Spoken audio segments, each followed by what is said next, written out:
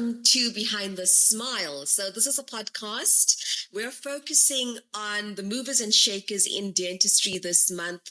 We're celebrating Oral Health Awareness Month and introduce to you one of our most formidable business people in SA, Dr. Faizel Mansoor. So just a little bit about him is he's a dentist. He is an entrepreneur. He is the director of the Southern African Dental Association.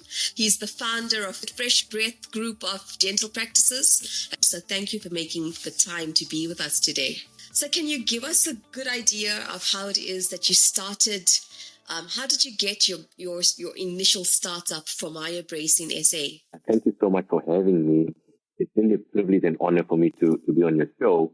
And I think you, in your own right, are mover and shaker as well. So I'm kind of excited to spend the next few minutes with you. So thank you once again. Oh, well, thank you for that. Okay, so to answer your question in one word, I think it's serendipity, right? It's essentially a game of chance. There's no way that I would have got involved in MyoBrace had it not been for a unique story around it. And the story goes something like this. 8 years ago, my daughter was born, and next day she mentioned, but you're a dentist, so you should know what to do. It's kind of out of my hands. And, at that point, okay, I heard of tongue ties, I heard of lip ties. I may have skipped the lecture at uni, but we were not really familiar with it. I'm not sure if you were. But I don't think when we were at university, there was an emphasis on tongue ties and lip ties and these type of things. So here I am in a panic to say, okay, this is my daughter. What's going to be the impact on her craniofacial growth and development because of a lip tie and tongue tie? Do I need to ease it? At what age do I need to ease it? How much of time do I have to play? And I went researching and I came across MyoBrace. And Myo stands for muscle and brace stands for braces. Something to hold something in position or to get something to grow or develop. And I was fascinated with the concept. It's the first time in my life I came across something in dentistry that I kind of wasn't aware of at that stage. And their whole stance was that crooked teeth can be prevented. Crooked teeth is not necessarily genetic. And a lip kind of tongue tie can be an impediment to craniofacial growth and development. And it could land up with high gum line, gummy smile, and obviously because it's not allowing the craniofacial structure to grow to its genetic potential. This is new for me. Never came across it before. Never understood that could be an option for malocclusion. So I emailed them, and the response was that we've tried with 2 or 3 dealers in your country over the last 10 years, and we were never successful. So I mentioned, okay, I'm not looking to market your product. I'm actually looking for a solution for my child because I need to understand that if there's no practitioners in South Africa, how do I do this treatment for my own child? Not necessarily thinking that we would kind of develop a market for it. So I spoke to them over email over 6 months or 8 months. And then I realized the only way for me to get going with it is to actually fly to Australia, meet with the founder, and understand better. So I did that in about April of, I think, 2016. My daughter was 6 months old at the time. And I went to the founder. I spent some time in the clinics to understand whether this is for real. It seemed too good to be true for me at that point. So I wanted to see for myself if this is for real. So I ended up speaking to patients in the clinic and understanding from their experience how the treatment has been progressing. Speaking to their clinicians and understanding from their experience, what are they doing? And this is for real. And I saw with my own eyes that this is for real. I go back to the founder of MyoBrace, Fresherbreath, and he started the business almost 35 years ago. And I said, okay, there's a much bigger opportunity here besides my daughter. How do I become the distributor of MyoBrace in South Africa? How do I develop the market? How do I open it up to the entire population base, the entire dental base in South Africa? He asked me again that we've tried with 2 or 3 people in the last 10 years. We were never successful. What will you do that's different? So at that point, I obviously couldn't promise him much. So I said, you know what, just give me an opportunity. So I can't say what I can do is different, but just give me an opportunity. But what I can promise you is that I'll put my heart behind it. And if you fail with me, it means Africa is probably not for you. And you know what, you go your way, we go our way. They mentioned, okay, we have a summit in the Netherlands in November this year, which was 2016. If I see you at the summit, I'll give you my answer. So I get back to South Africa. plan my trip to the Netherlands in November that year, go to Netherlands, attend the summit. And whilst I'm in between lectures, I get summoned to his CEO office, his European CEO's office. So it's me, it's her, he's the CEO of Europe, and it's him, he's the CEO global. They say, okay, we made a decision. We will give you an opportunity, try my break and try, but you've got to show goodwill as well. And you've got to leave here with us. Now I'm panicking because we had no customer, for clients, and a big financial commitment to make. When I've been to Australia, I come there. I assume me being in the Netherlands would have been good enough for them to show them that I'm interested in my commitment. They wanted more. They wanted, no, you leave with 100 appliances, my best appliance, then we know that you're serious. So I swiped my credit card, I bought 100 appliances with no customers in sight, panicking because now I'm in debt. They keep trips overseas that year. Mm-hmm. But you got to do what you got to do. Actually, I had Dr. Adams who accompanied me on the trip. And, he can see now I'm all doom and gloom and depressed. And he's asking me, what's the deal? So I said, how am I going to recover my money of the investment? He reckoned, Faizel, just get back home. We'll figure it out.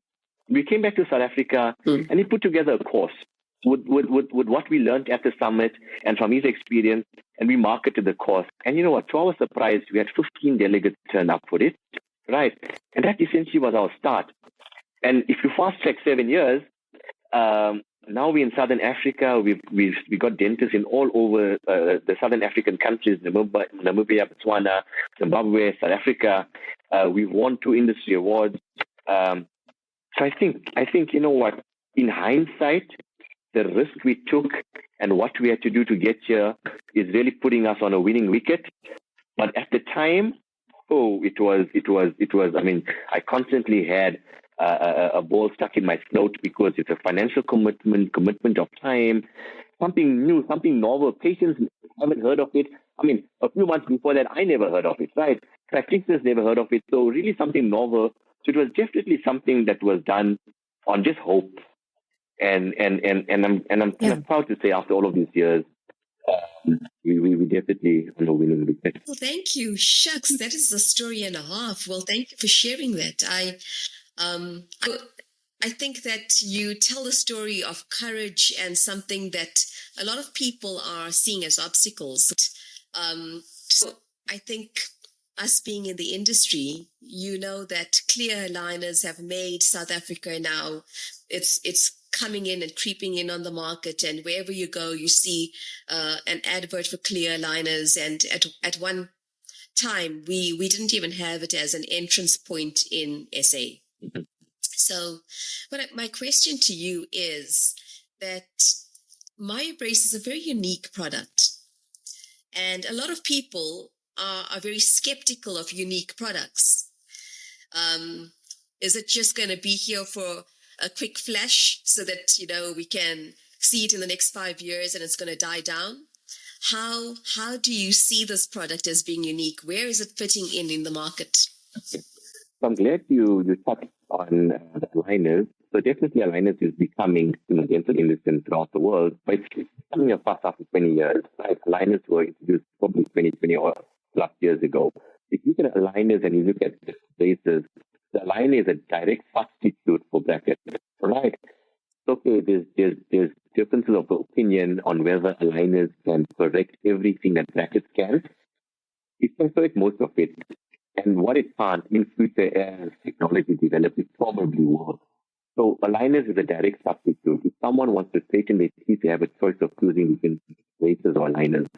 MyBrace is not braces or aligners. MyBrace is not in the same category. MyBrace is pre-orthodontic. So when we were at uni, we were forced to refer the patients at the age of 11 or 12 in their late teens to straighten the teeth. And what MyBrace does is it treats the underlying causes that cause the teeth to become crooked in the first place. And research over the last 20, 30, 40 years has identified that the underlying causes of crooked teeth is breathing and myofunctional disorders. Now, the notion before was that crooked teeth is genetic. And what MyBrace has shown over the last 30 years is that crooked teeth is not genetic, it's epigenetic, and it's functional.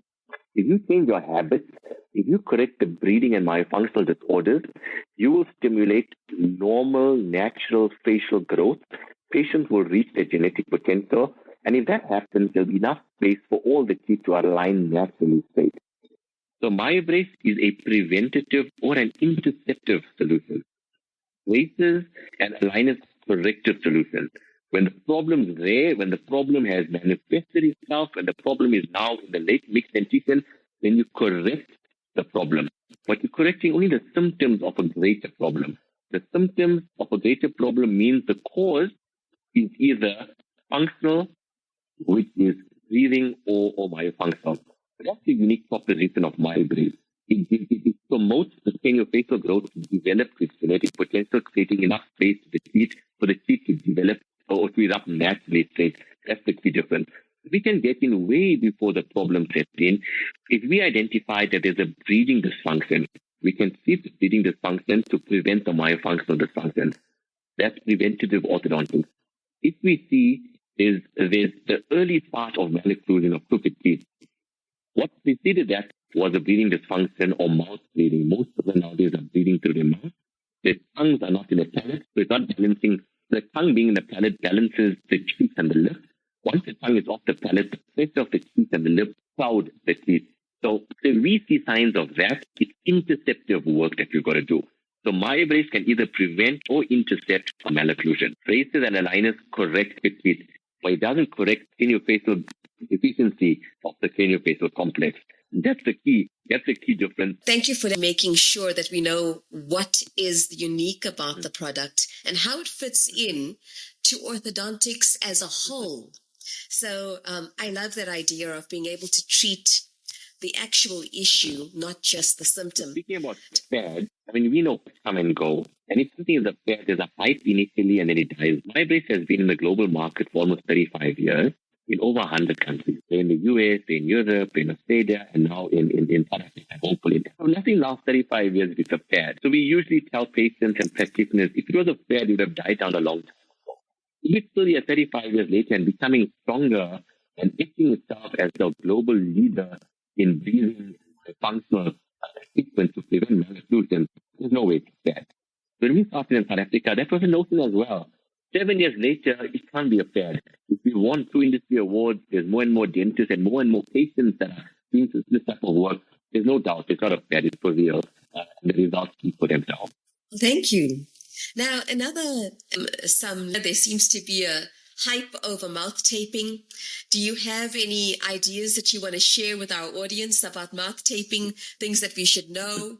I have seen it being sold, so I'd love to hear a little bit more about mouth taping. So there are instances where we complement the MyoBrace treatment with MyoTape. MyoTape is a mouth tape. It's a kinesiology mouth tape that was developed by Patrick McEwen of Oxygen Advantage.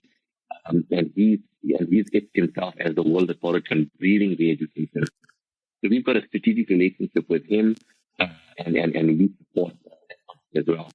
The thing about mouth taping is it's essentially meant to retain the mind through the nose, because you'll be surprised how many people nowadays don't exclusively breathe through the nose. And the nose is kind of an organ that if you don't use it, you lose it, right? If it's not functioning the way it needs to function, you're going to lose the functionality of it. The beauty of nasal breathing is that when you breathe through your nose, generally your lips are closed. And if your lips are closed, your teeth in the palate. And if your teeth in the palate, the tongue is balancing, the muscular forces of the tongue are balancing the muscular forces of the teeth and the lips. You get your teeth erupting naturally straight and you keep it straight. So the tongue is a natural retainer or a natural retention appliance. You keep your tongue in your palate as much as possible, your teeth won't move out of place because it's been done. But if it's exclusively nasal breathing, you're humidifying the air that you're breathing. It's going through cleansing filters. But more than that, you're stimulating the production of nitrogen, which is a vasodilator. So you're getting more oxygen into your system. So there's huge benefits to nasal breathing. So mouth taping, you see a lot of sports people recently have been mouth taping, just give them that competitive edge. And Gwyneth Paltrow, the actress, sometime last year, posted on her Instagram MyoTape, and she uses MyoTape to sleep at night. So ultimately, if you're using MyoTape to sleep and you kind of silly reminding the lips to stay together, you get less snoring, or you can sort of eliminate the early aspects of snoring. your craniofacial structure to develop correctly, you get the teeth to upstate. But then ultimately, you also help you a healthy human being because you're benefiting from all the benefits of nasal. So that's kind of the fuss around mouth taping at the moment. But it's nothing new. It's been happening for decades and decades and decades. It's just that mainstream is catching on to it now, and it's becoming the fuss. And more people that tape and more people that kind of transition from mouth to nasal breathing, the healthier the individual at the end of the day. So are you saying then, is this now only for adults? So is this something that people that are looking at younger age groups can use? Can it be a supportive treatment? Yeah. My tape is available. In fact, in South Africa, it's available of Take Lot as well. You can use it for kids, for teens, for adults with beards, for adults with sensitive skin. So the range is definitely expanding. You can use it at any life stage, but the earlier the better. So if you're looking to grow your kids the right way, then you would obviously use a kiddie raise. Okay, and so, for anyone that has actually gotten themselves into a global perspective, establishing themselves in a market is actually quite tough when you first start. So my question to you is, to anyone who's thinking about putting up their startup, what can you tell them about how do you overcome those initial obstacles? And can you share some of the challenges you've had? Yeah. And how you've overcome them? Yeah. That's a nice question, and that's a question I often get asked. And it's something that we need to unpack. So starting anything is difficult. Don't fool ourselves about it. It's difficult. All right. But what helps you overcome difficulty is passion. Right? You've got to be passionate about something. You've got to understand what your core purpose is. Once you understand your core purpose and there's passion behind it, there's a thing, if you love what you do, then you never have to work a day in your life. So basically, what drove me for my base was my child. I became passionate about making sure that he doesn't suffer the negative consequences of craniofacial growth and development. And I may have become obsessed with it because it was my own child. And then I realized, if I have a solution for my own child, there are other people out there whose children need the same solution. And we can then offer it to other people's children as well, because other people have the same want for their own kids. Right? It has to be passion. It has to be good passion, then comes perseverance. Because in the journey towards building something, there's going to be critics every step along the way. And from a professional perspective, we've had critics. The first critic was obviously patients, right? It sounds too good to be true, it usually is. Patients have been groomed over the last 100 years to believe that the only solution for crooked teeth is braces, and there's no other solution. You can't prevent crooked teeth because it's genetic.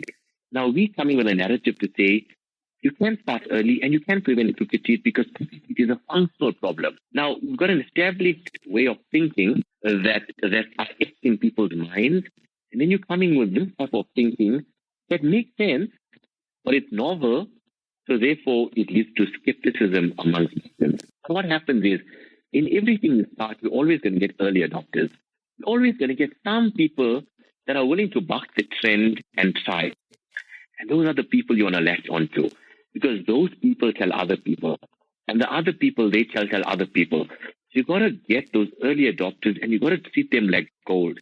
And we were lucky enough that we got wonderful results of the early adopters. So when we had our first course with 15 people, those 15 dentists were early adopters. And those 15 dentists that marketed MyBase to their patients were early adopters. So once those 15 were getting results on their patients, it built their confidence to start more cases. And once those patients saw that MyBase is for real and we could prevent crooked teeth on their children, they began telling their friends and families. And that's how it essentially started.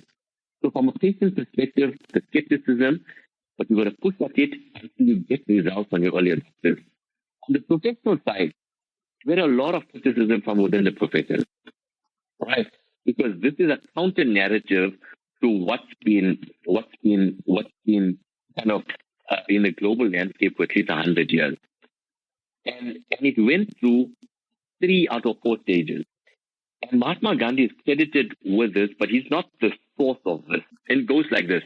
First, they ignore you, which is what happened. Then they ridicule you and make fun of you, which is what happened. Then they go out of their way to stop you, which is what happened. And I can show over the last 100 years, over the last 7 years, we've gone through that, where they first ignored us, then they ridiculed us, then they went out of their way to fight us. And the fourth part of it is, then you win. And I feel that at this point, we are winning. I mean, we've won 2 or 3 industry awards. We are winning patients' hearts on a daily basis. We are winning the hearts of colleagues on a daily basis. There are more and more colleagues starting this type of work. There are more and more patients doing this, to a point that when we started 7 years ago, if you searched for MyoBrace on Google, nothing came up. Now you search for MyoBrace, and a lot comes up, right?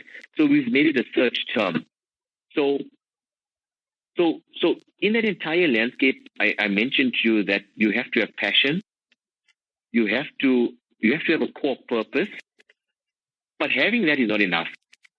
To overcome the criticism and the critiques and the challenges, you've got to have perseverance. You've got to persevere.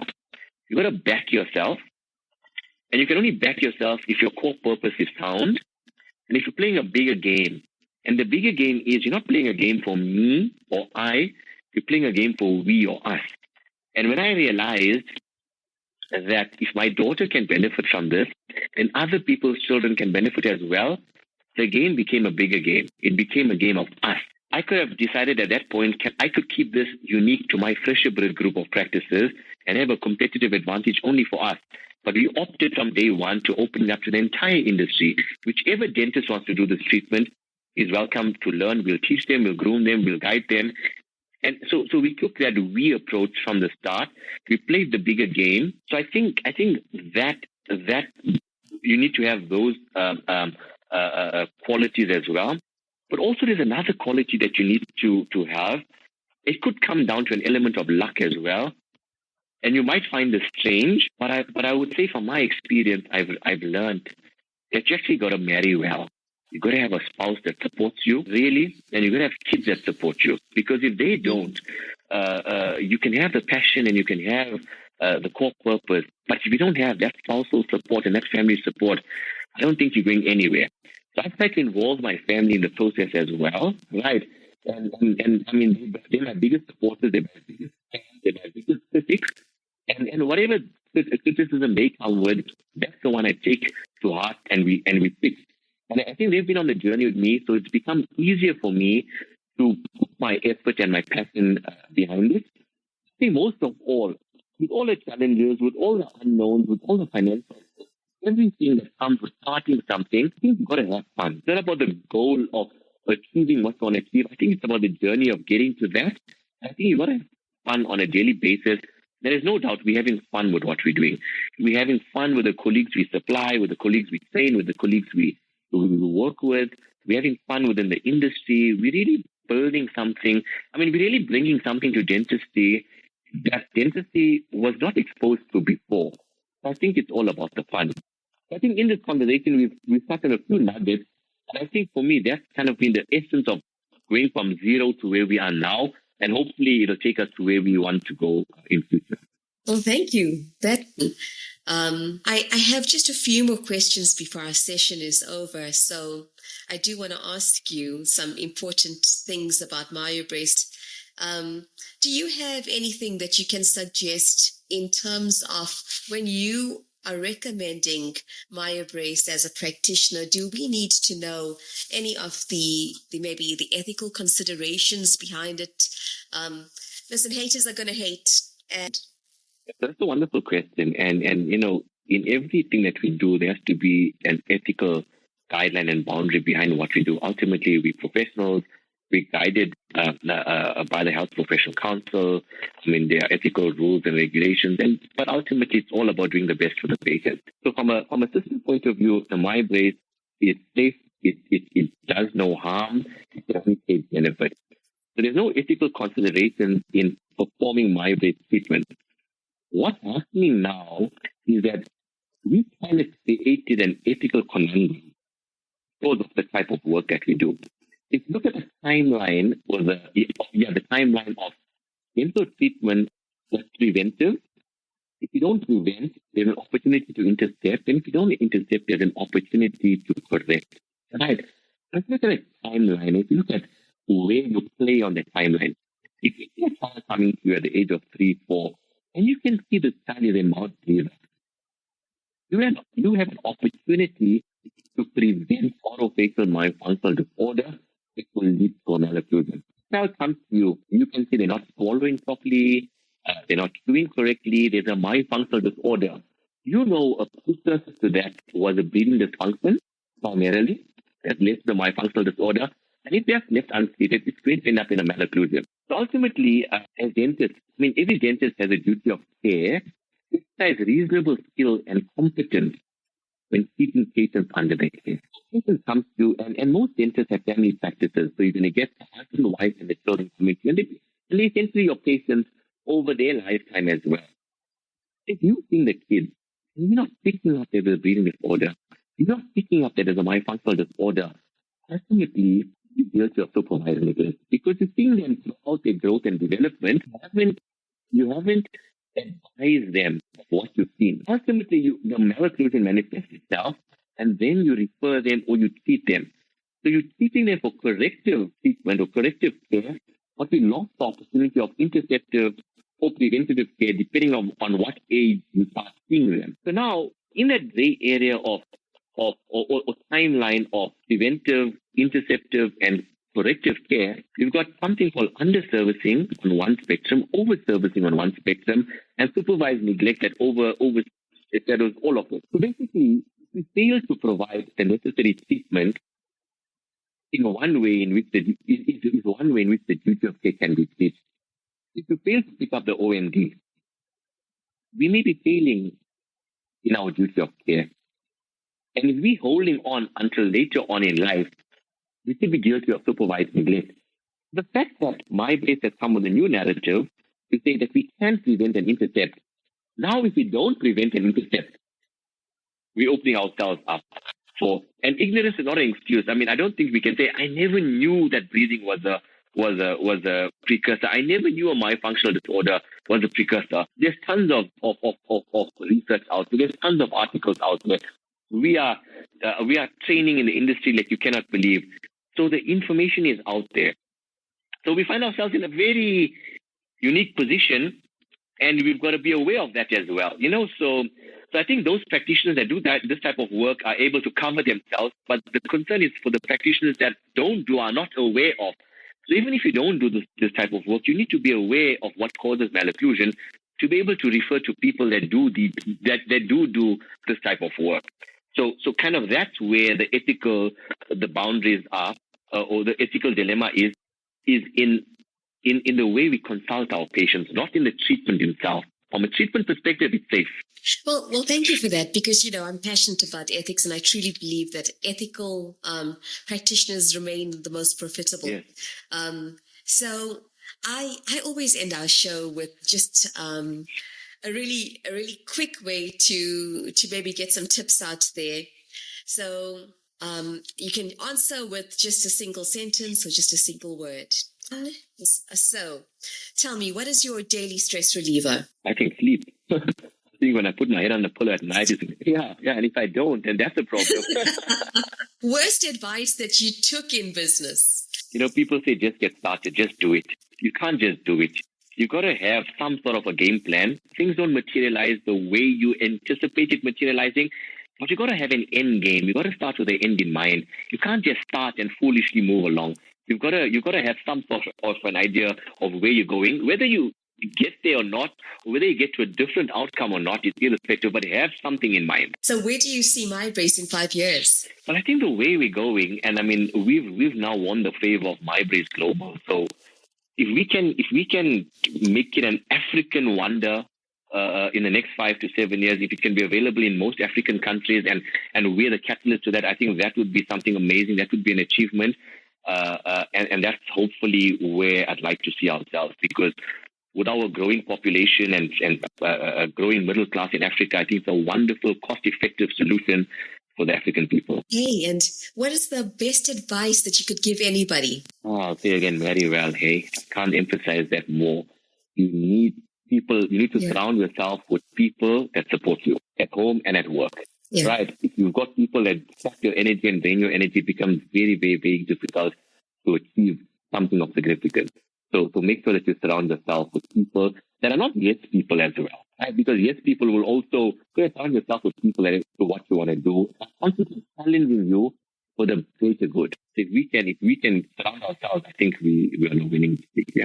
I know you have many accolades, but what are you most proud of? I think from a business perspective, I think we're bringing to the industry something that wasn't in our minds before.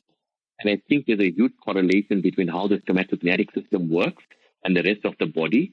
And if we have a dysfunctional somatokinetic system, it has impacts everywhere else in the body. So if we can rehabilitate a somatokinetic system, we can ultimately rehabilitate health. So my goal is to make dentistry the top agenda in healthcare, to innovate the position of dentists in the healthcare spectrum to the top of the pile, because I think everything starts in the mouth. And if we're the people that can fix that and work with others, it kind of moves us from fixing things which is technical to achieving health outcomes, which is then, achieving a healthy human being going forward. And I think a big role is the somatokinetic system. And if we can work on that, that's my passion. That's what I'm trying to show the industry, that it's much more than fixing teeth and gums. It's about keeping a person healthy and the role that we can play in that. Okay, well, thank you, family man, entrepreneur. I think you're going to be a global leader, and we really appreciate the time you were able to give today. So you are really one of our most inspiring leaders in dentistry. Chantal, thank you so much. And thank you for the wonderful questions. I mean, it really tickles your mind to answer questions like this. So well-structured questions. Thank you for that. And as I said, have fun. So I had fun in this podcast. I think you're doing a wonderful thing, and I wish you all the best for all your future podcasts. I think this is quite an amazing initiative. So well done. And you're being a wonderful host. I mean, it was really amazing. Thank you. I appreciate that. We want to know, where can we find you? Okay, so the business that distributes MyBrace is www.dentalcare.co.za. If you want to learn more about the MyBrace, there's information on dental care, there's information on mybrace.co.za and mybrace.com. If you need information on mybrace.com is a wonderful resource. More tailored to South Africa, mybrace.co.za. More tailored towards now doing my functional sleep, malocclusion, dentalcare.co.za. So we've got a section on the website for patients, and we've got a section for healthcare practitioners. So whichever appeals to you, that's the section that you would go to. www. Fantastic. I think you're going to be someone who's going to be moving and shaking South Africa and beyond. Thank you so much, Chantal. So thanks a lot for that. Thank you so much. Thank you for the kind words. Okay, bye.